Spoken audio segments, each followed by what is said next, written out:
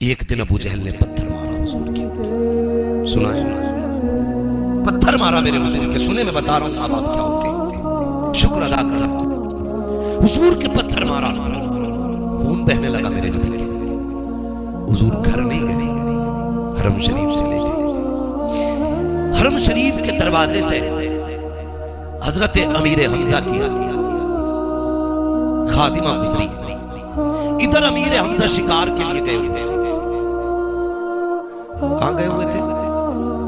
شکار کے لیے۔ جب آپ شکار سے واپس آتے تھے تو بڑے اکڑ کے چلتے تھے، آپ اکڑ کے چل رہے تھے۔ اتنے میں لڑکیوں نے دیکھا اور کہنے لگی اگر اسے پتا چل جائے نا کہ اس کے بھتیجے کے ساتھ کیا ہوا ہے تو یہ اکڑ نہ چھوڑ دے گا۔ ابھی ایمان نہیں لائے تھے ان کے چچا، ابھی ایمان نہیں لائے، جلدی سے گھر آئے۔ خادمہ نے دسترخوان بچھاتے ہوئے کہا، آنکھ میں آنسو تھے کہ لگتا ہے خاندان قریش کی تلواروں کو زنگ لگ گیا ہے۔ اتنا سنا، کہا ہوا کیا ہے؟ کہ تمہیں نہیں پتا تمہارے بھتیجے محمد کو معاذ اللہ آج ابو جہل نے پتھر مارا ہے۔ اتنا سنا دسترخوان چھوڑا، تلوار اٹھائی اور دوڑ لگائی۔ لوگوں سے پوچھا ابو جہل کہاں ملے گا؟ کسی نے بتایا اپنے یاروں کے ساتھ قہقہے لگا رہا ہے۔ وہاں پہنچے جہاں بیٹھا ہوا تھا اور گریبان پکڑ کے اٹھایا۔ اٹھانے کے بعد کہا خبردار تو نے کیا سمجھا تھا؟ میرے بھتیجے کو لاوارث سمجھا؟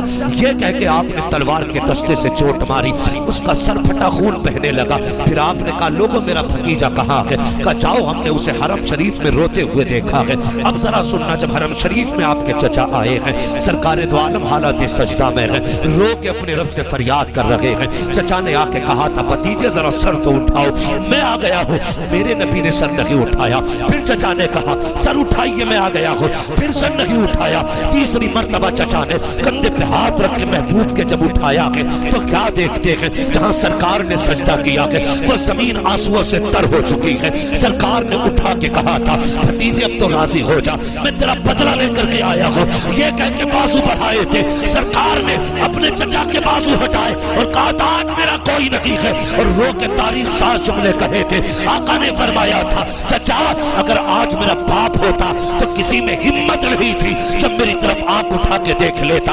آج اگر میری ماں بھی نہ ہوتی تو یہاں حرم میں بیٹھ کر کے تنہا لاوارثوں کی طرح نہ روتا، میں بھی ماں کی گود میں سر رکھ کے رو دیتا۔ پتا چلا باپ ہوتا ہے تو کسی میں ہمت نہیں ہوتی آنکھ اٹھا لے، ماں ہوتی ہے تو رونے کے لیے آنچل ہوا کرتا ہے، اگر یہ نہیں ہوتے ہیں تو رونے کے لیے گود نہیں ملتی ہے، سہارے دینے کے لیے کندھے نہیں ملتے ہیں۔ حضرت پیغمبر اسلام نے جیسی طرح کہا ہے، چچا نے بازو پھیلا کے سرکار کو سینے سے لگایا، کہا اب تو راضی ہو جا، میں تیرا بدلہ لے کے آیا ہوں۔ تب محبوب نے کہا تھا چاچا میں بدلے سے راضی نہیں ہوتا، اگر خوشی دینا چاہتے ہو تو پھر وہ کلمہ پڑھو جو خدا نے مجھے